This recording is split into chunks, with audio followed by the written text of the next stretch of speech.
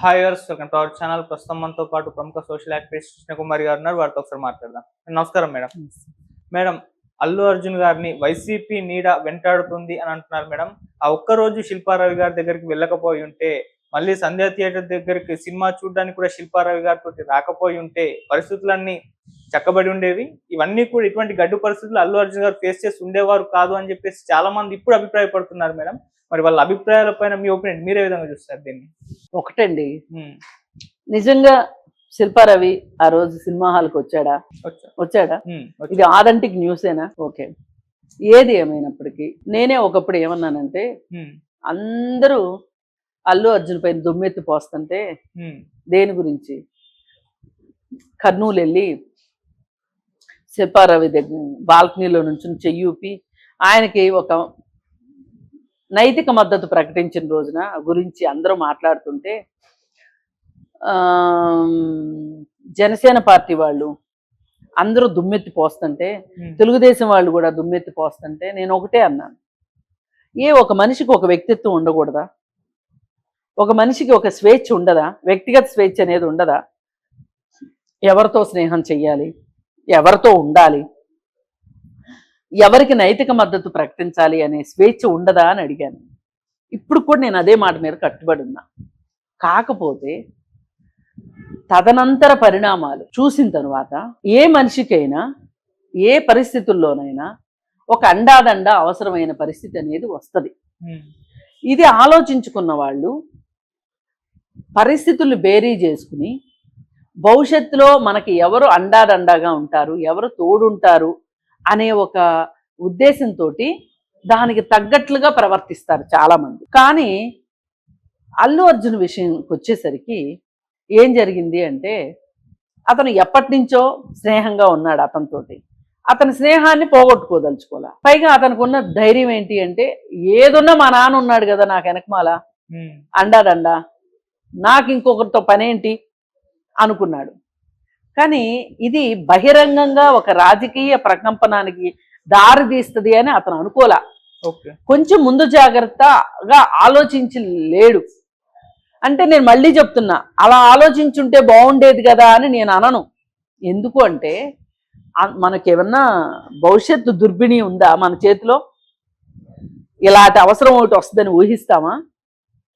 ఊహించం కదా. అంత అవసరాలే మనుషుల్ని నడిపించే కాడికి ఇంకా వ్యక్తిగత స్వేచ్ఛలు ఏమైపోవాలి, వ్యక్తిగత ఇష్టాయిష్టాలు ఏమైపోవాలి? అందుకని ఇప్పుడు అతనికి వాస్తవంలోకి వచ్చేసరికి అతనికి ఒక అండ కావాల్సి వచ్చింది. అదే చిరంజీవి గారు వీళ్ళతోటి గనక సయోధ్యగా లేడు అని అందరూ అంటున్నారు. అది కూడా నిజమేనేమో. అలాంటి పరిస్థితి అంటే సయోధ్యతోటి గనక ఉన్నట్లయి ఉంటే, ఒకవేళ ఇంత జటిలంగా అయితే పరిస్థితులు ఉండేవి కాదు. కొంచెం అల్లు అరవింద్ గారి తెలివితేటలు, చిరంజీవి గారి సమయస్ఫూర్తి, ఆయన నెమ్మదితనం, ఇవన్నీ పనిచేసి ఈ సమస్యను ఇక్కడ దాకా తీసుకొచ్చేవి కాదు ఖచ్చితంగా. మరి వీళ్ళు కూడా మరి ఆ రోజు అసలు నిజానికి అల్లు అరవింద్ గారు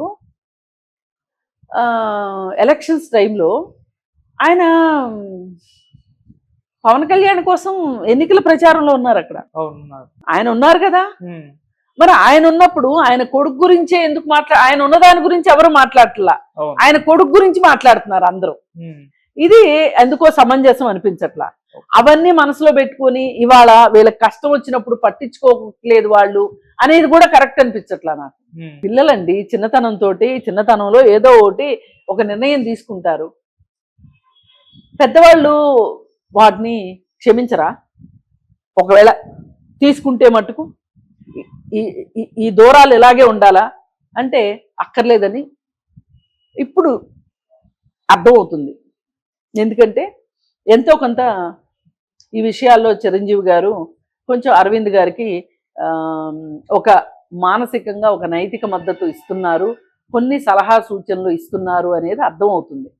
ఇప్పుడు ఈరోజు శ్రీతేజ్ కుటుంబం దగ్గరికి వెళ్ళి హాస్పిటల్కి వెళ్ళి 2 కోట్లు ఇచ్చారు. ఇది ఎప్పుడు చేయవలసిన పని?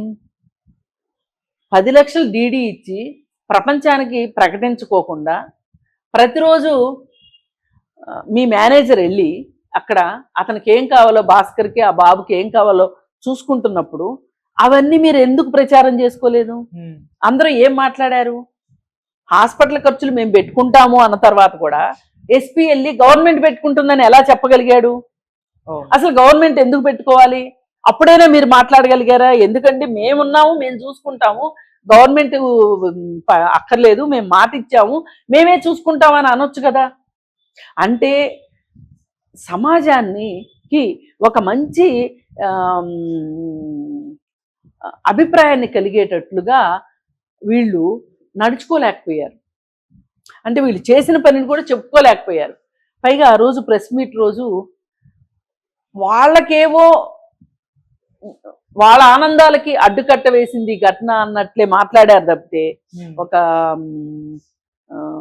దానికి వెళ్ళలేకపోతున్నాడు, ఒక దీనికి వెళ్ళలేకపోతున్నాడు, సక్సెస్ మీట్లో పాల్గొనలేకపోతున్నాడు, ఇంతటి విజయం అందితే దాన్ని సంతోషంగా ఎంజాయ్ చేయలేకపోతున్నాడు, ఏదో ఒక మూల కూర్చొని ఏడుస్తున్నాడు, దిగులుగా ఉంటున్నాడు అని మాట్లాడే మాటలు ఉన్నాయి చూసారా? అవి మాట్లాడాల్సిన మాటలు కాదు. ఎంత చెప్పినా చచ్చిన వాళ్ళ కళ్ళు చారడు. ఒక మనిషి చనిపోయింది అక్కడ, ఆ కుటుంబానికి తీరని లాసు. మీరు ఒక 15 రోజులు కష్టపడతారేమో, తర్వాత రోజులన్నీ మీయే. కానీ ఎంత ఏడ్చినా రేవతి మళ్ళీ బతికొస్తుందా? రాదు కదా. అలాంటప్పుడు వాళ్ళ కష్టం ముందు మీ కష్టం ఏ పాటిది ఆలోచించాలి కదా. ఇప్పుడు ఆ బాబు కూడా ఎప్పుడు బయటపడతాడో ఆరోగ్యంగా అనేది ఆలోచించాల్సిన విషయంలో ఉంది. మరి ఇవాళ ఇలా ఈ డబ్బులు ఇచ్చిన కార్యక్రమం చూస్తే ఏమనిపిస్తుంది అంటే, ఎక్కడో చిరంజీవి గారు ఏవో సలహాలు ఇస్తున్నారు అని అనిపిస్తుంది. సరే, ఈ వైసీపీ నీడ ఏదైతే ఉందో, ఇప్పుడు తనకి జీవితంలో కష్టం వచ్చినప్పుడు ఎవరు కావాలి, ఎవరు తోడొచ్చారు, ఎవరు చెయ్యగలిగారు అంటే ఈ విషయంలో అల్లు అర్జున్కి కూడా ఎంతో కొంత ఒక తత్వం బోధపడిందని అనుకోవచ్చు. బోధపడితే నెమ్మదిగా అతను ఆ వైసీపీ పడగనీడ నుంచి పక్కకు వచ్చేసాడు అనుకోండి. అంటే కష్టాలు ఉండవని ఎక్కడా లేదు, అది వెంటాడుతుందని కూడా అనుకోవడానికి లేదు. కాకపోతే ఇప్పుడు తనకు అవసరమైంది వాళ్ళ సహాయం. అదే వాళ్ళు మొదటి రోజు నుంచి నీతో ఉన్నారనుకో, ఇవాళ నీకు ఈ కష్టం ఇంత పెయిన్ఫుల్గా ఉండేది కాదు.